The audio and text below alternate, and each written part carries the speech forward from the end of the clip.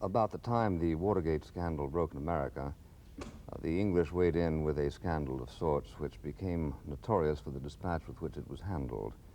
It was a sex scandal, unlike our power scandal, and the guilty, or if you prefer the exposed, parties were summarily dismissed from their posts.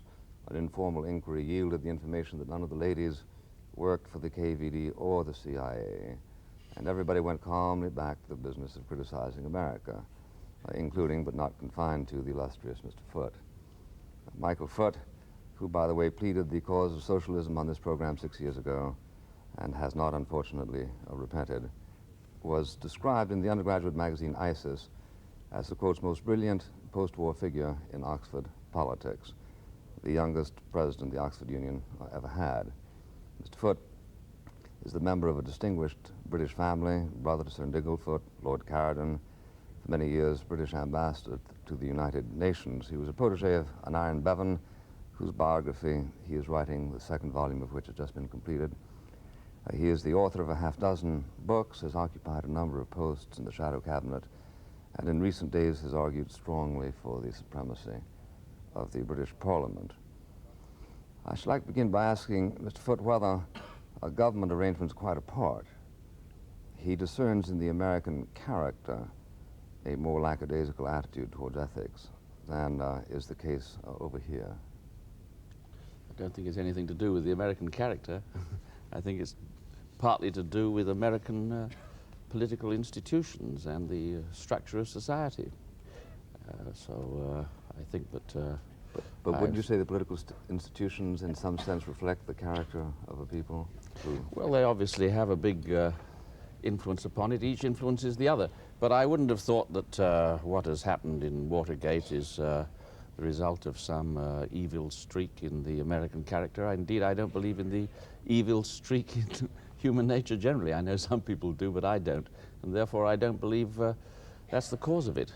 I do believe that our political institutions in some respects are better than the United States one, and I think that the Watergate scandal would have been rooted out much more quickly here, partly because of the nature of our institutions. Would you explain why and how?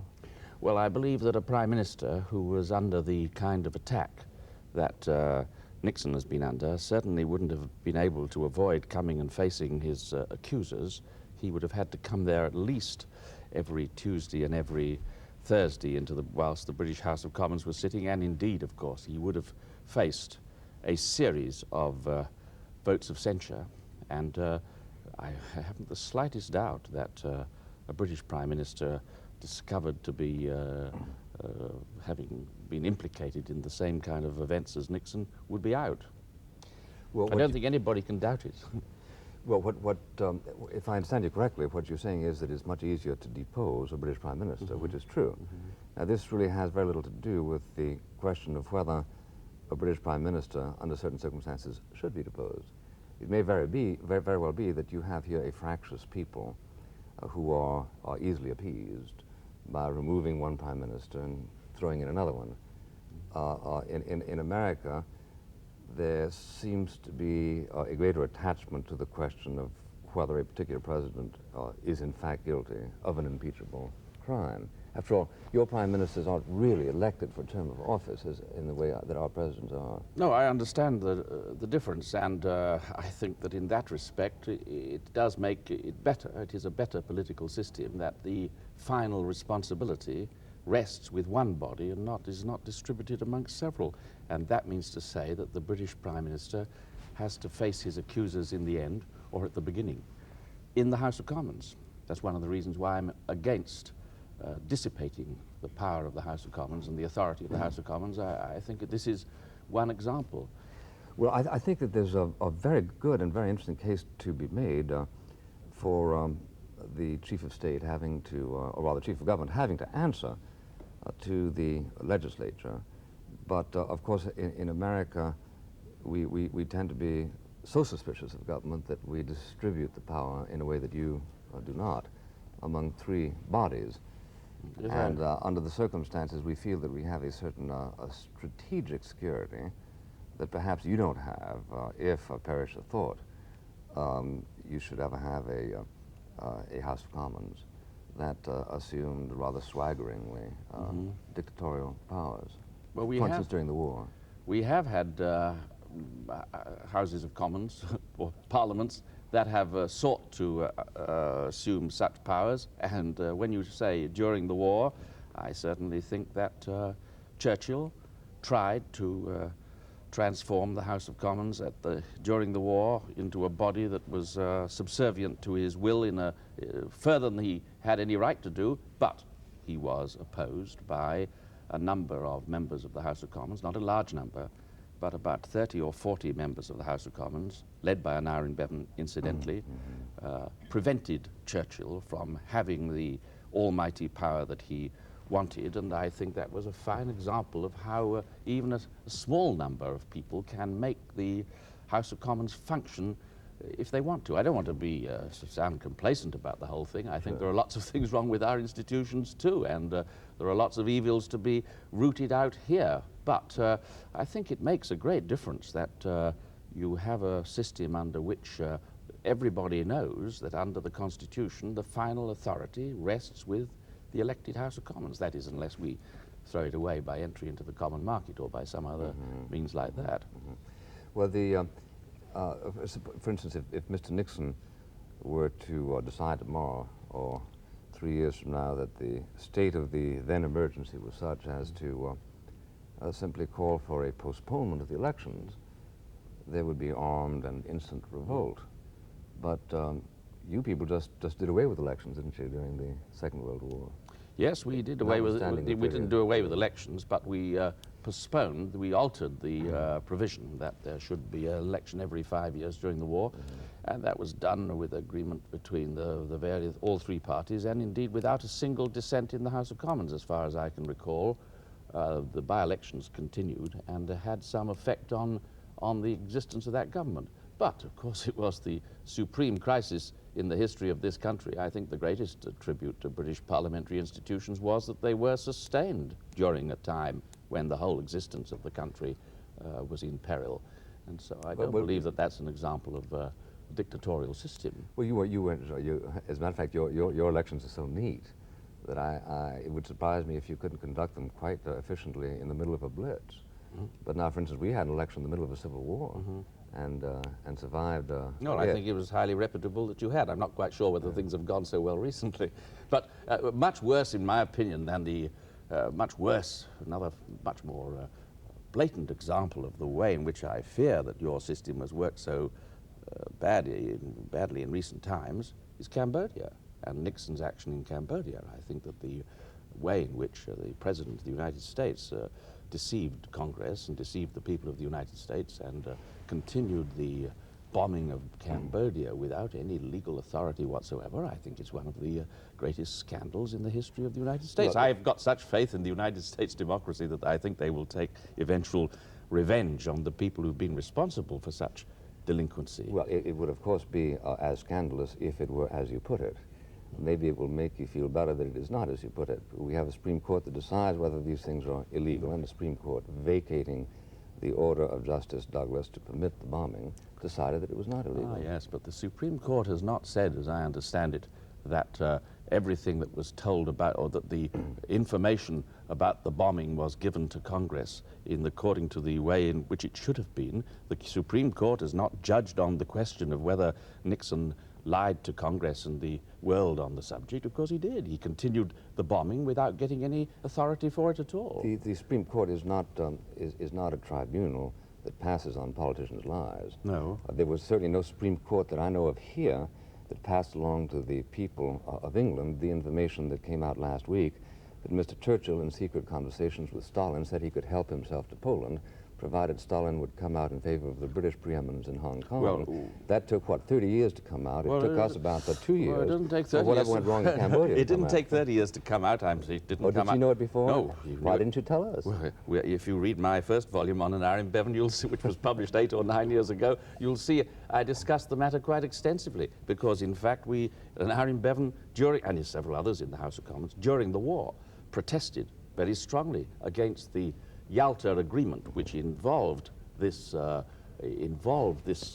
particular sellout. However, let me give you another But direct you example. didn't have that information, Let me did give you, you? if I could, though, what I think is an absolute direct parallel to a prime minister in this country telling lies on matters of supreme issues of state policy, comparable with what Nixon has done in Cambodia. That is when Eden told direct lies to the House of Commons and to the world on the subject of the British invasion of Suez. Eden was overthrown, and I think it was healthy for our politics and healthy for the world but that he was. He might not have been overthrown if it had been a successful military operation. Oh, well, then you and I both grown up enough to know that. Maybe so. Of course, I think that the military operation the attempted military operation in Suez was scandalous, whether it was successful or not. But I believe that even if it had been successful, I think that he would not have got away with the fact over a long period that he, in fact, had entered into collusion to start the war. But again, I say things don't happen perfectly in this country, but I do believe that we have a means whereby democracy can make itself effective. Now, I think you have means in the United States as well, and all honor to those Americans who are seeking to make it function, because it's in the interests of us in this country as much as you in the United States that democracy should succeed in dealing with such matters. Yeah, but Mr. Foote, we have a much easier time of it in America than you do. You have things like the Official War Secrets Act. Absolutely nothing that is currently known about Cambodia or Watergate could have been blown if it had been a situation here in your country. They would have been whisked off to jail. Not at all. Not at all. In the House of Commons, if somebody wants to raise any matter... I'm talking about the press. Yes, well, the press can do it too. If the press wants to, they can challenge it, and may have to risk prosecution. And I certainly wouldn't defend the form in which the Official Secrets Act operates in this country. That's why some of us have tried to lift it. And I quite agree with you that in the United States you haven't got that kind of censorship of the press. And in that respect, I think we could learn something from you. But it doesn't alter the fact that the House of Commons, if it wants to, can raise any question of official, even though it's offending against the Official Secrets Act. And certainly what the House of Commons discussed at the time of the Suez debates within days of the event happening were breaches of the official secrets, if you like to say it in that sense. Yeah, but we are trying, I think, to compare institutional arrangements so as to answer the question whether yours are better adapted to the elicitation of truth or ours. Now, I've always found your system of government extremely intriguing, but by no means as democratic as our own. You have a situation in which the cabinet is the absolute boss of its policy. You can, in fact, require compliance most of the time in behalf of any particular vote. The head of the party is something that is decided by the party itself rather than by the people. By contrast, we have a situation in which the president is selected by the people through a series of primaries. We have a press that is not as incumbent as your own by the Official Secrets Act. And we have a Supreme Court that can turn around and say that a particular act of Congress is unconstitutional. Doesn't that sometimes make you envious? No, there are some aspects of the way American democracy works that I think we can certainly learn from. I certainly think also that the American journalists who have been most forward and adventurous and determined in showing up, for example, the Watergate scandal, I think that they deserve great credit and have shown that democracy exists in the United States and can be used by people who are prepared to use it. What about the presumption of innocence factor? I'm all in favor of the presumption of innocence, but... you know, in England, you wouldn't permit them to publish the things that are routinely... Look at this lady over here. Oh, she's not wearing her Nixon new button. Yeah. There it is, yeah.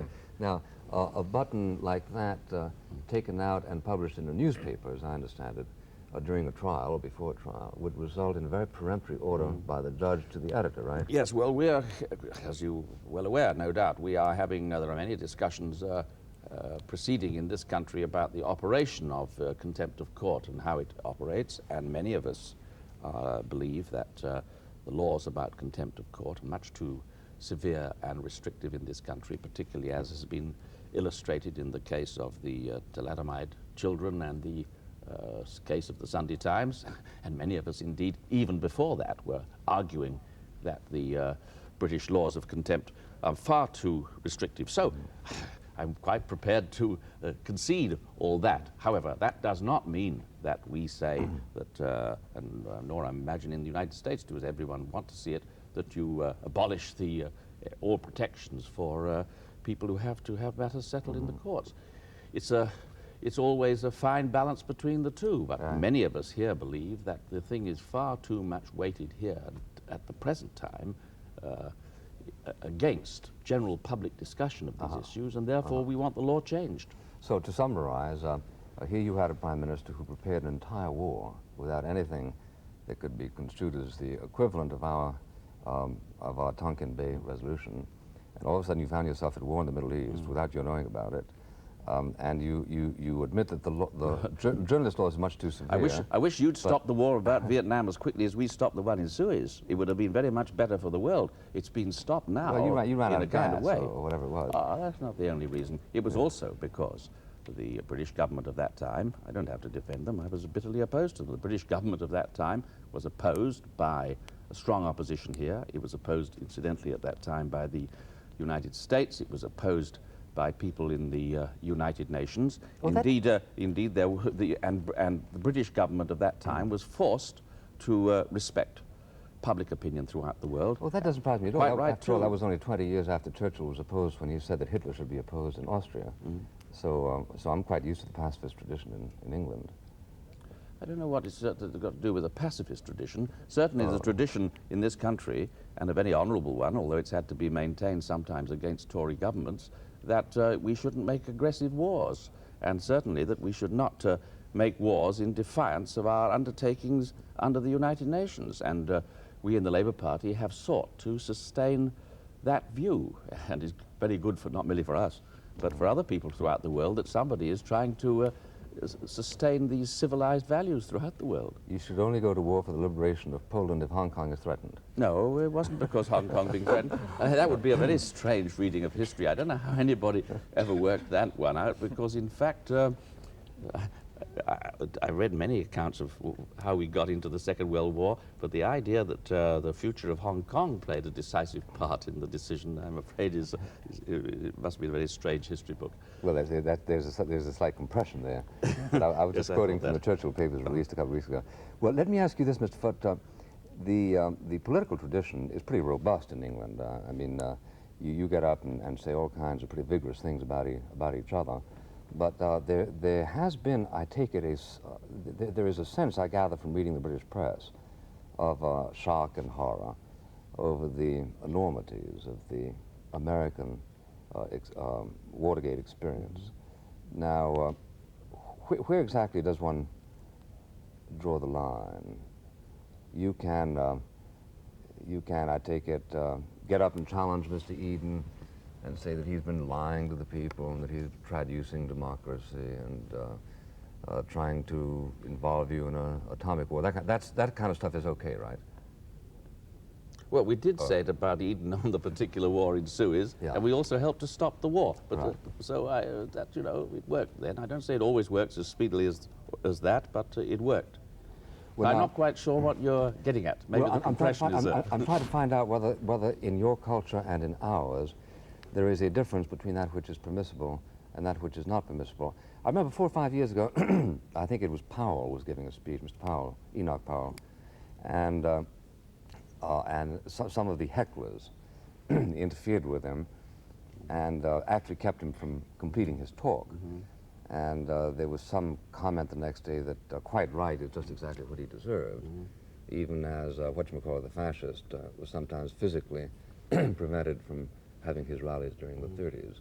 Now, do you consider this a sign of health, or does this upset you? I'm in favor of free speech for everybody, and therefore I'm not in favor of breaking up meetings and busting up meetings.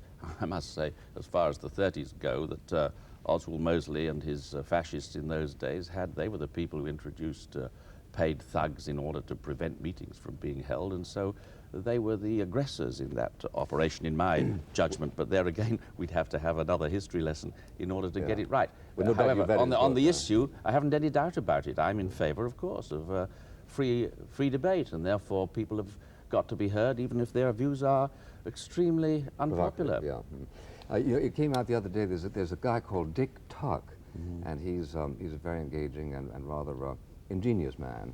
And in 1950, apparently, he infiltrated the Nixon apparatus. He was then running for senator. And so he hired an enormous hall, ostensibly as a member of Nixon's staff. And then he invited about 6 people there. And so he was already embarrassed to find actually a couple of hundred people. And then he gave a 35-minute introduction, at the end of which he said that Mr. Nixon would now address the audience on the problems of the International Monetary Fund. How would that go over in England? Well, I don't think it'd go very well, but I think it would be, I don't think it's comparable, if that's the part of the argument that we are having. I don't think it's comparable to a president using the state machine for his own electoral purposes in defiance of the law. It seems to me that that's a crime of a quite incomparable scale. Well, obviously, what I'm trying to do is to walk up from that which is accepted as a practical joke on over to that which both of us would agree is impermissible.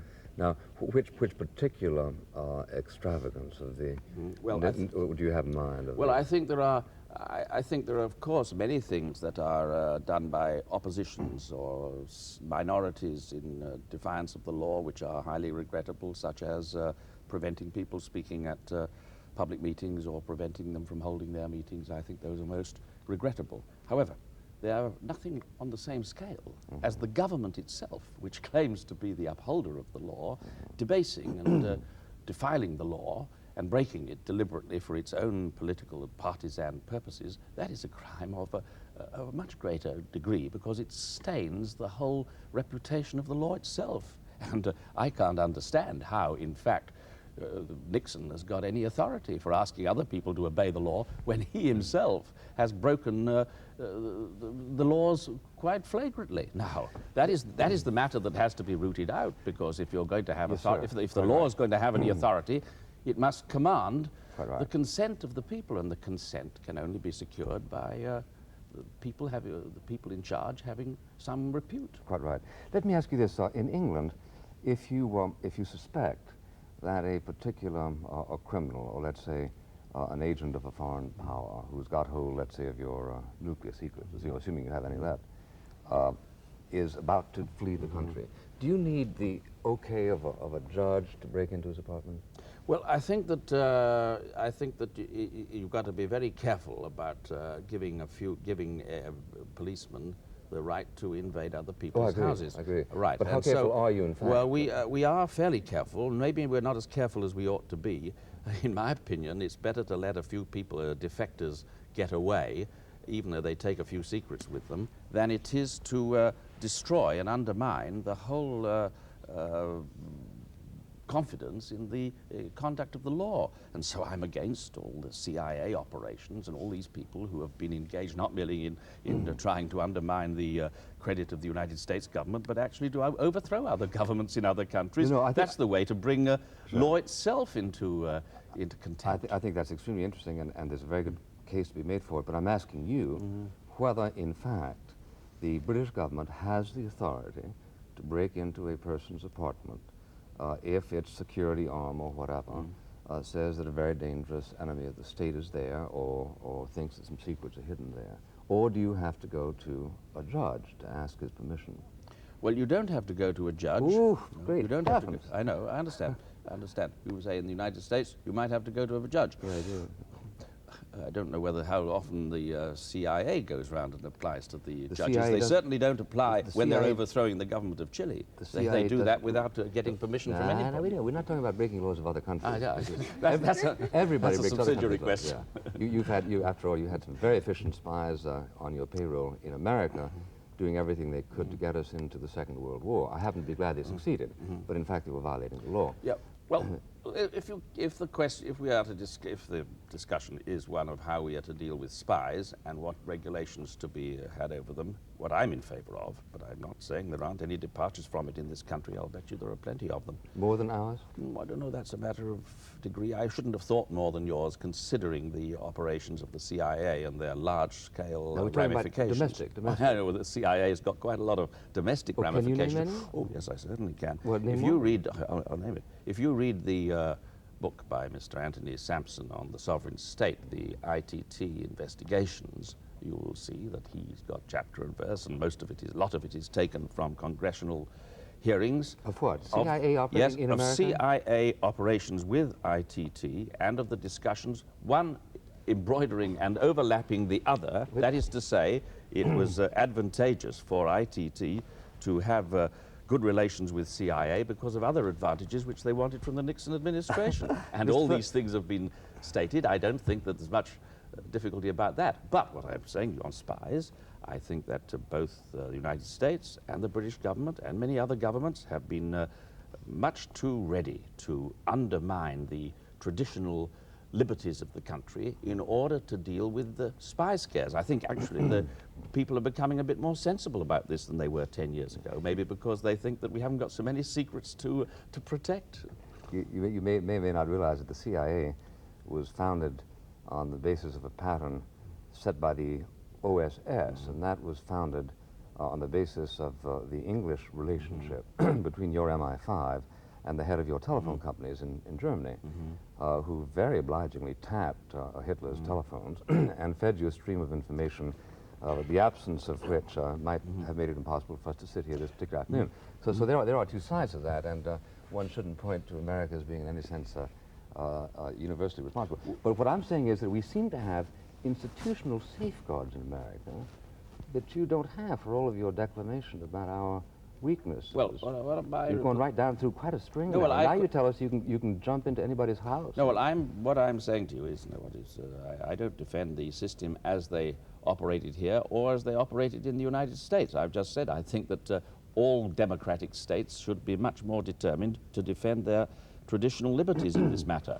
What happens in this country is that there is a secret service that it is supposed to be engaged in espionage and counter-espionage, and therefore what those of us who take the view that I take about the protection of our liberties being even more important, what we have done is at every available opportunity when we have seen the misuse of such powers, we've sought to take action about it. But I can't tell you that there are no such misuses of the power. Of course there are. We had a case not so long ago which I was very interested in of Rudy Duchka, who came to this country and came here to, as many people have come to this country, I'm proud to say, to have sanctuary when he couldn't find it in some other lands, and we gave it to him here.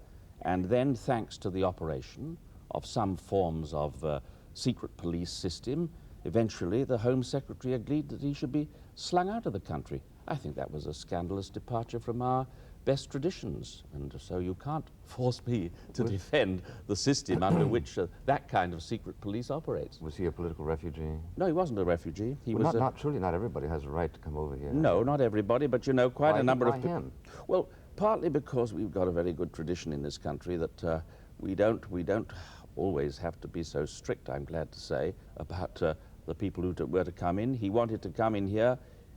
The doctors said it was the best way in which he could be cured of the wounds that he'd suffered in Germany, and I think it was a very good for the reputation of this country that he was allowed in. In fact, his health was very greatly improved by coming, and I don't think it threatened this country that he should be allowed to stay here. Indeed, I think if he'd stayed here and seen our democratic system working for 7 or 8 years, it would have had a much better effect on him than slinging him out.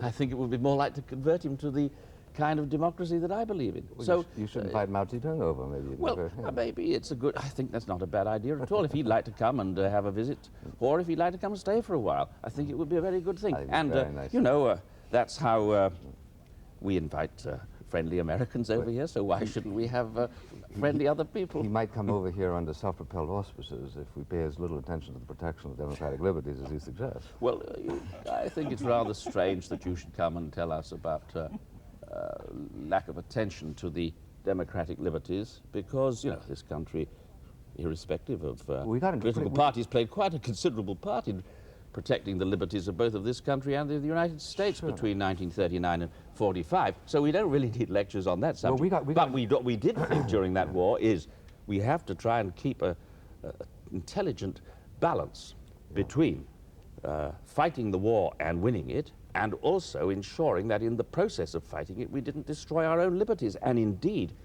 the fundamental reason why this country survived the very terrifying challenge which we had in 1940 in particular was precisely because the country was bound together by consent and because our liberties were sustained. And so far from thinking that freedom makes us weaker, I think it makes us stronger.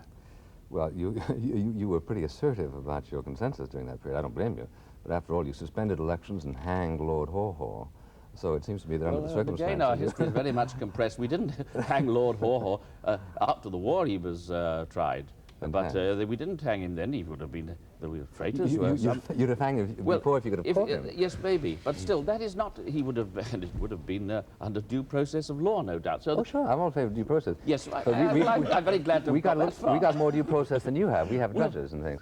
Well, we've got judges too, and our judges are pretty active, sometimes too active. Now, I guess what I'm trying to say is that that one of the concerns of a country is to protect democratic liberties in a pretty rough world, and that in a pretty rough world, one ends up doing certain things that are done quite routinely in England. Well, your genius is keeping things quiet. But it isn't. I know this is the kind of... Our genius is that everybody finds out 15 minutes after it happens. Well, I'm not quite so sure. You see, we're back to the comparison of how it works. It may be that I don't think in the case of Vietnam that I know you've come to an intelligent conclusion now that the war should be brought to an end, and I'm very glad that that has occurred.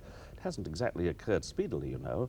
Quite a number of millions of people have died in the process. If only the United States and people and Congress and President had been able to reach such an intelligent decision in 1966, I think there would have been quite a number of people who wouldn't have been killed in the process. That's so like my it's saying, not exactly a speedy system of making the thing work, is it? Well, it's like my saying, why didn't you end the war in 1940 instead of waiting until 1945? We thought that that was a just war. We went on to win that war. Just war. So it's still a just war, is it, Vietnam? Well, I thought that even President Nixon had come to the conclusion that he must bring it to an end. He came to the conclusion that he must bring it to end for a whole series of reasons that did not invalidate because he was commitment. Beaten, maybe? It didn't invalidate the commitment. Well, it was a rather different affair in 1945. You know, we won that war. If I may say so, he got the highest percentage of the vote in American history as recently as 4 months ago, at a time when we were still engaged in that war. So the war was never repudiated by the American people. Well, and nor, I'm glad to say, by your government. Well, repudiated by President... Our government is most reprehensible attitude on the matter. Everybody's reprehensible except thee and me. No, I wasn't including you in. I don't know where you get that idea. I was just being charitable. If the question is about the comparison of the two wars, the 1939 45 war had to be fought to a conclusion. It had to be fought to a conclusion in order to protect our liberties, your liberties, the liberties of the world. I think it was a just war. Polish liberties. Yes, and Polish liberties well, too. In that case, why are we still fighting? What? Why are we still fighting? It had to be fought to the end to preserve Polish liberties. Yes. I just heard you say that. Yes, that's right. Why aren't we still fighting? Well, because the Polish settlement, which was made at the end of the war, was made by different sections of Polish people who agreed to it. I think that many of the settlements... my leg. No, many of the agreements which were made at the end of the war, I think were most unjust to the people in Eastern Europe and indeed in other places. But what happened at the end of the war was that the whole situation in Eastern Europe had been transformed by the events in the war itself. Nonetheless, it is the fact. Nonetheless, it is the fact. The situation in Western Europe was transformed by the war. Yes, the situation in Europe... France, or most of France was in German hands. The situation in... the situation in was... why we didn't was because if we had done, we would be in the control of the Nazis. Now, I know there were some people in the United States who wanted... I'm not quite sure what your view was at that time, whether you wanted us to agree to allow Hitler to stay in power in Europe. I know that some people in the United States wanted us to do so, but fortunately the majority in the United States took a very different view. President Roosevelt, to whom we are extremely grateful for having taken a quite different view, thanks to his decision as well as our decisions here. The freedom of both our countries were protected. I'm sure with your enthusiastic approval. I said I was very glad that your spies illegally maneuvered in the United States to help the United States come into the war. And I'm sure that they got Victoria medals or whatever you give for those things. Well, but it seems to me that because countries have spies doesn't mean to say that you can't take a whole series of measures to protect your civil liberties, and that's what we did, and that's what I hope we can do on a bigger scale still. Is there a bill pending in the House of Commons that says nobody, no agent of the government shall enter an apartment under whatever pretext without the consent of a judge? Now, what did happen when we had some few years ago the further examples of the extension of police power, some of us set up an organization to contest it, and we still do contest it. And the National Council of Civil Liberties, whenever they get a case of the exorbitant use of such a power, does their best to protest about it. But, of course, I grant this to you, it must be conceded, that the operation of any form of secret police does, like the CIA or like our MI5, does have in it the seed of a real danger to our liberties. Sure. And that is why we have to take ultra precautions in order to ensure that the power of such bodies shall not be extended. And one of the features of some of the recent events in the United States that causes us great anxiety, not merely from your point of view, but from ours as well, is that it does appear that the CIA is a much more powerful organization than anything that we have here, and that it has got much bigger funds at its disposal, and that it is apparently able to intervene in the affairs of other countries, in Persia, in Chile, elsewhere, in Greece. We don't yet know to how much of the enthronement of the colonel's regime in Greece is due to the assistance that the CIA, but I wouldn't be at all surprised that that happens. It comes out, you say it comes out within a matter of a few minutes in the United States. It took us several years to discover how the CIA had overthrown a decent regime in Persia, partly because no doubt it assisted the big oil companies in the United States. Which decent regime? Well, the regime of Mossadegh, which was a much, much better. It represented some people in Persia who've got a right to vote and a right to democracy too, you know. Certainly, but it so happened in that case, it appeared that the interests of the secret police in the United States fell in with the interests of the big oil companies, and they acted together. Well, I think you're being just a little bit crowd-pleasing when you use that particular formulation. If you have a police, there's some secret and some unsecret, non-secret, and I take it that both of us agree that there have to be some secret police, right? Well, I keep them to a very limit. I hope that it won't be very long before we can do away with them altogether. That would be lovely. Yeah, that would be lovely. And in the main, I don't say entirely, but in the main, they've been kept under some form of control. But even in this country, their powers are too great. I agree. But now, for instance, both people on both continents have recently read, and now there's a movie called Day of the Jackal. And Day of the Jackal discusses an attempt to assassinate de Gaulle. Now, do we agree that de Gaulle should have been protected against assassination? I take it we do. There were 7 attempted assassinations, and towards the end, 1 or 2 critical ones were foiled as a result of the activities of secret police. Now, if you say we should be very careful what the secret police do, I couldn't agree with you more. But it seems to me that it's rather tedious to go about the world, as, if I may say so, you have spent a considerable part of your life doing, joining socialist conferences about freedom for all the world and do nothing about securing that freedom. And if a weak state asks for help from the English people, provided it is tended in a reasonable way, I should think it's a magnanimous thing to do. Well, we're certainly not doing in this century any more than you did during the 19th century, and we didn't even have colonial motives. Well, I don't know where you get the idea, that is people in the Labour Party or whatever to whom you're referring, that we don't do anything about trying to protect our civil liberties and indeed to expand them. We've done a great deal. We've maybe got plenty still more to be done. We're the last Labour government, which had many defects and deficiencies, but it did take some steps to try and protect people's civil liberties. For instance, in the field of race relations, it passed a an act which we hope is going to No, I'm not assist. talking about internally, I'm talking about other countries. Well, other countries. No, in other countries too. You pulled out of Africa, and what happened to civil liberties after you pulled out? Oh, well, of course, there are many of the, we can't guarantee, we couldn't guarantee by staying there. Indeed, one of the reasons why we left, quite rightly, is because the people must decide for themselves and You mean choose they for have themselves. they have a right to do away with human liberty? You consider this Well, a civic yes, right? I think that they've got, that it's no good other countries think that they can force their will upon them. And after all, I mean, that has been extremely expensively tried in Southeast Asia, and it doesn't work, if that was indeed the original intention at all. But each country, different countries must find their own Why don't you ways pull out of to solve. Ireland then? Why don't you pull out of Ireland? Well, I'm in favor of us coming out of Ireland.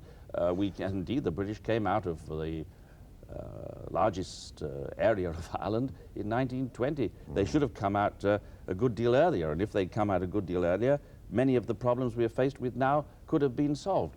The reason we can't come out now, in the sense, is that you could have a pogrom in Northern Ireland if you had an immediate withdrawal of the British troops. And so that is, I think, not merely the view of many people in the north, I think it is also the view of the Irish government in Dublin, and therefore I believe that we will get a solution of it, but we will get it in conformity and agreement with the government in Dublin, which was the government, the free government of the Irish people elected by them following the withdrawal of the British. So it isn't just an old-fashioned colonial situation in Ireland, eager as you might be to find some sanctuary for your argument by that resort. I hope your secret police over there are giving you useful information about where the troublemakers are. Well, if we are going to back onto the secret police in the latest example we've had in this country is one of the reasons why I say I think their activities should be curtailed rather than expanded. They can usually make fools of themselves, and they can make fools of the political situation. And they've made fools in the last few weeks here of both governments. Both the British government has allowed it to happen, and unfortunately,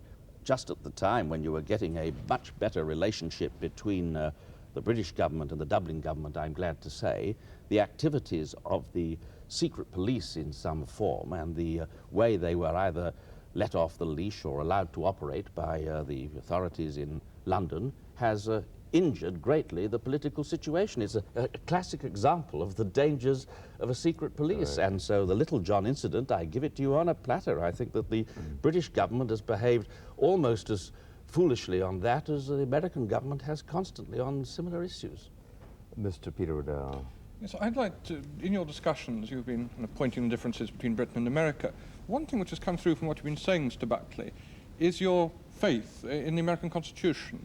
You do tend to see things in institutional lines, that you believe that if you have an institutional framework for safeguarding liberty, this is much better than our rather flexible framework. Yet we've seen, albeit we have blemishes in this country, that the institutional framework has tended to break down recently in America. For all the checks and balances, we've seen some flagrant things which should never occur in this country. That our flexibility is really our virtue. No, what you have seen happen is a few willful men proceed to try to get away with something. In fact, they haven't got away with it, have they? True, but they were exploiting, as Mr. Foote pointed out, exploiting the whole government apparatus. I say, trying to get away with illegal things, but they've been caught. But did they not actually commit the illegal things? I mean, Ellsberg's psychiatrist's office was burgled.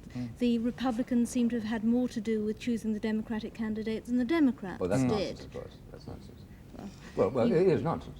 And nobody would be more offended by that than the Democrats who voted for McGovern in primary after primary. I'm sure they would, but this is the sort of... What about the ones who didn't vote for Muskie? Was telling John Kenneth Galbraith who to vote for is slightly preposterous. Yes, I think we can leave Professor Galbraith out of it, but one might wonder if Mr. Muskie's supporters might have been rather larger without the aspect of dirty tricks. Now, the key point is that for all the checks and balances of your system, our response to even an attempt to this would be much faster. I think this is the key point, that for all your institutional mechanism, it's a cumbersome one. Ours, for all, albeit its imperfections, is more flexible. This is, I think, what Mr. Foote was saying, what we'd argue. All right, we have blurred lines, but blurred lines do produce a quicker response in politics. You're still thinking in the formal 18th century way. The trouble is, I wish you could adapt your constitution a bit. Well, our constitution attempts a balance of power, and it was, of course, a great insight of Montesquieu that this is the best way to keep out of trouble. Of course, Don't a great put fallacy, don't put all your cards in a single basket, right? Of course, it's a great fallacy because he was looking at the British system, and of course it didn't work like that in the 18th century. I know, but I say it was an insight, and it was an insight that was greatly applauded by a few British theorists when they pondered the Constitution, not by Macaulay, for instance, but then Macaulay had no particular faith in this system. But what I'm trying to say is that, in fact, Watergate is nothing more than a reiteration of the fact that when people are seduced by great power, they tend to act up. It's the ultimate answer to socialism, really. You should diminish the attractions of power and therefore diminish the intensity of the temptation, wouldn't you say? I think that when governments, whether they're whatever kind of structure of society they may have, behave as the government, and the whole central focus of the government has behaved in the United States, there must be a means of removing them. And there cannot be a democratic system in which you have no means of removing governments speedily, whether it's the Soviet Union, China, United States, or Britain. And what we're arguing is that we have the chance of moving them, but you're landed with Yes, them. you've got a totally ponderous one. I mean, you've only impeached an attempted impeachment of one president, isn't it, in 200 years? Well, maybe that's testimony to the quality of And our you can't people. replace them. Yourself. No, I think that's a little disingenuous, Bill. No, we don't believe in plebiscitary democracy, and I think it's a good thing that we don't. And the impeachment instrument is for when you want to remove a president, not when you want simply to rebuke him. He's most forcefully rebuked, if you want to know it, by Gallup. But we can pass a vote of censure. We did, against Andrew Jackson. An impeachment is merely a grand jury finding that there is presumptive grounds for going to the Senate, and that can be done by a simple majority. And even though the House is dominated by members of another party, they haven't gone so far as to believe that the time is opportune, because they don't know as much about Nixon as Miss Middleweek does, who goes around with a button saying, Nixon, yes. No, I think perhaps I have less fear of attacking Americans filling institutional posts and saying that I think that they're not fit to do so as a stranger to your shores, and I welcome your freedom that I was allowed in your country to do so. But I came back from America surprised at the sort of reverence for the institution of the presidency that ended up as a protection for Richard M. Nixon. I think that people I spoke to agreed that he had gone against this institutional framework that you're talking about, checks and balances, diminishing the power. The president's power to intervene in Cambodia is diminished, so he intervenes without, illegally. Why should you be surprised, since we don't have a chief of state except the president? Yeah, it turned me into so a monarchist. It really did, because at least we put our ceremonial and our presidency and the people in which we believe as some hereditary right into a powerless position. Well, you somehow have put the presidency and the person who fills that office suppose together. you desire to use that word. It has substantially been drained of meaning anyway under the British experience, right? That is to say, the Queen is powerless in politics, right? Now, however, she does exercise certain attributes of power. There is a reflection of the state. She is an embodiment of something. I think it's true that the American president is also limited to by the Constitution to 2 terms. So that there is, if you desire to use the word monarchy, after having trimmed it of so much that we associate with George III, you are free to do so. But I don't think that this really shows that we are anti-Republican in spirit. After all, we get rid of ours every 8 years. No, but you still... The thing that, Mr. Buckley, I find a little difficult to take about your view is this. Mr. Foote says that there's trouble about civil liberties in this country, when in fact that's a completely hysterical response. It hasn't been a major political issue for a very long time, apart from a little bit of shouting in his section of the political spectrum. And of course, he believes in strong government to tax me so that I can't earn all that much money. He believes in a whole series of invasions of property rights, which most people would regard as more or less. Well, you must learn better. More or less. I certainly wouldn't put property rights on the same level as civil liberties. And I certainly would. I think they're much higher. But the difficulty, Mr. Buckley, is this.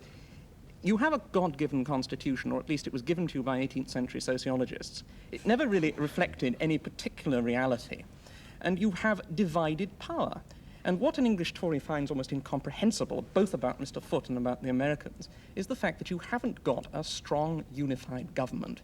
You have a president who cannot be removed. Now, Miss Middleweek is imputing mens rea to President Nixon over a criminal charge.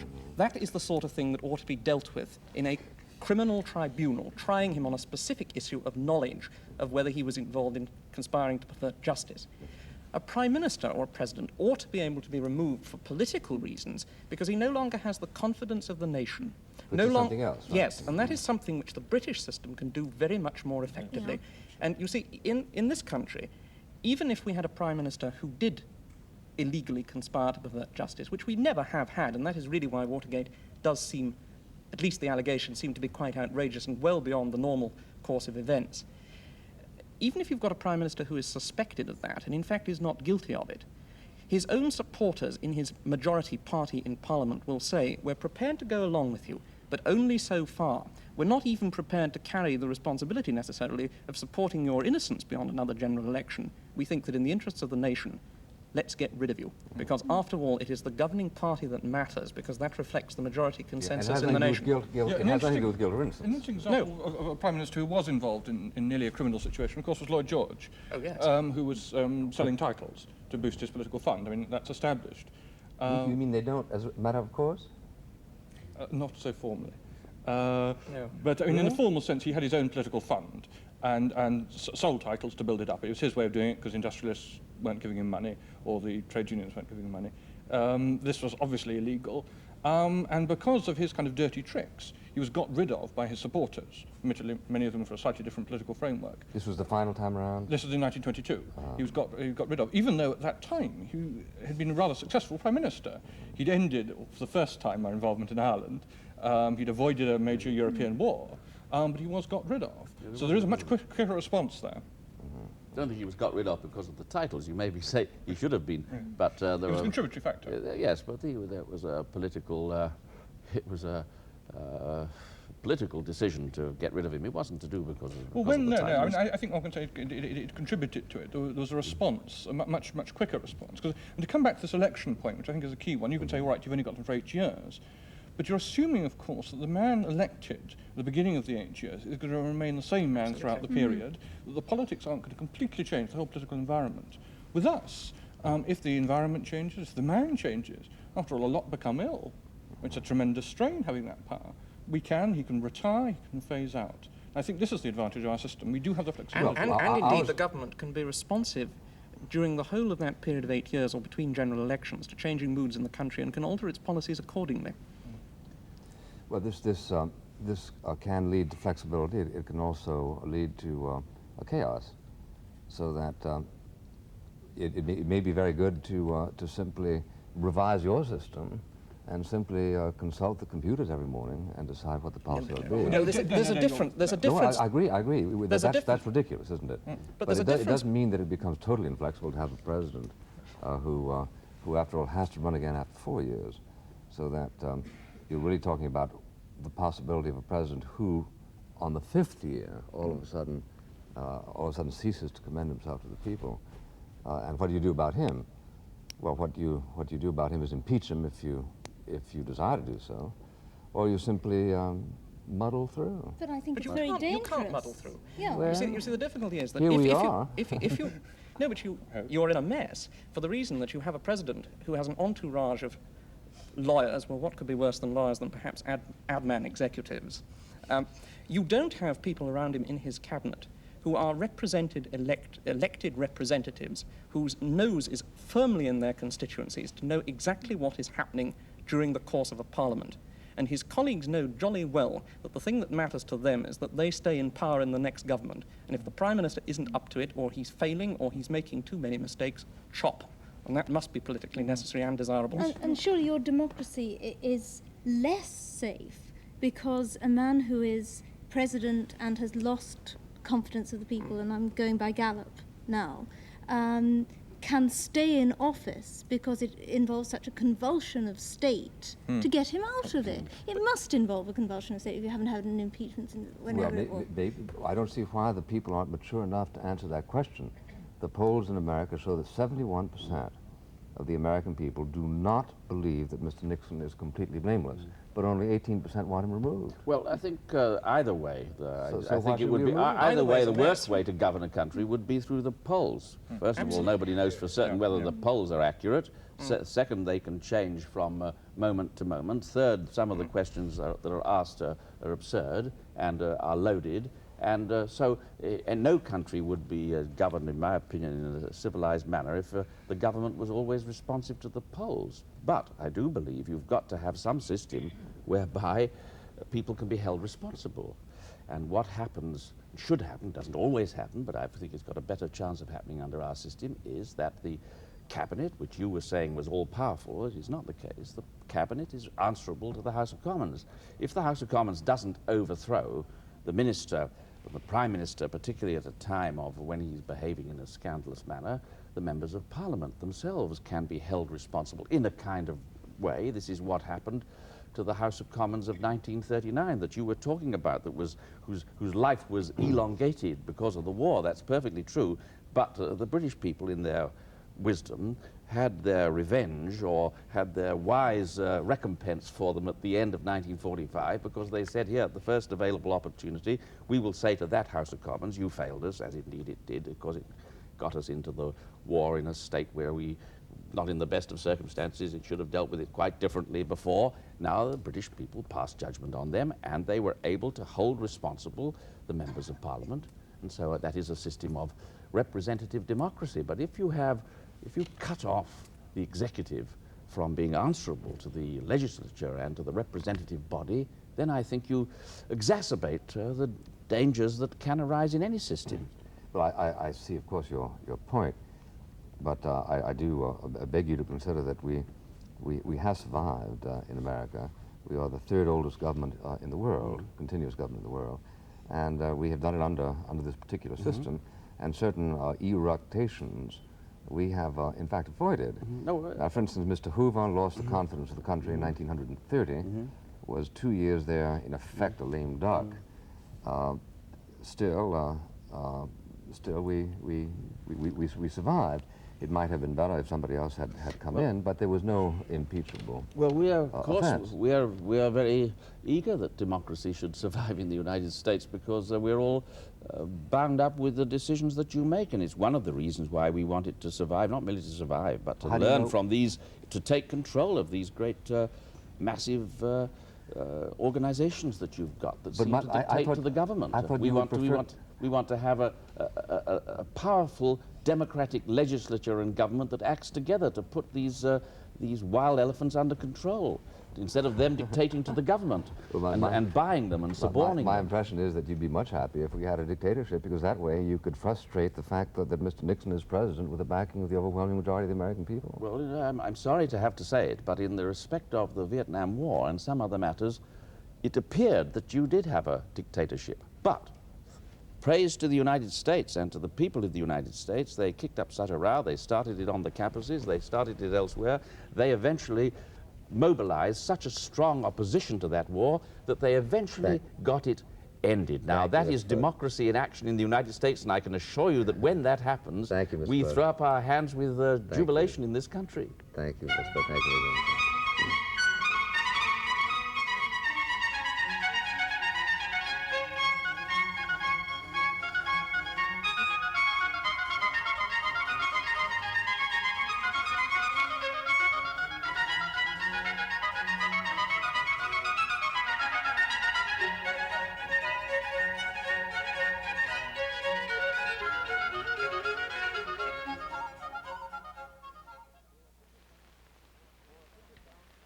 For a printed bound copy of this program, send 25 cents in coin to Firing Line, Post Office Box 5966, Columbia, South Carolina 29250. That's 25 cents to Firing Line, Post Office Box 5966, Columbia, South Carolina 29250. This program was made possible by a grant from the Corporation for Public Broadcasting.